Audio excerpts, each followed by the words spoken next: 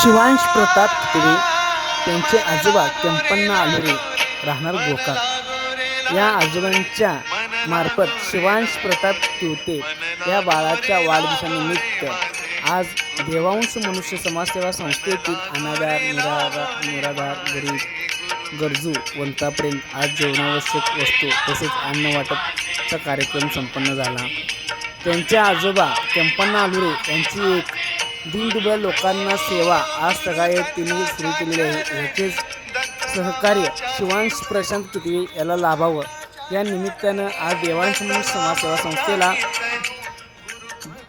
अन्नदान वाटप करण्यात आले। उपस्थित सर्व मान्यवर तुरे परिवार व आलुरे परिवार उपस्थित होते।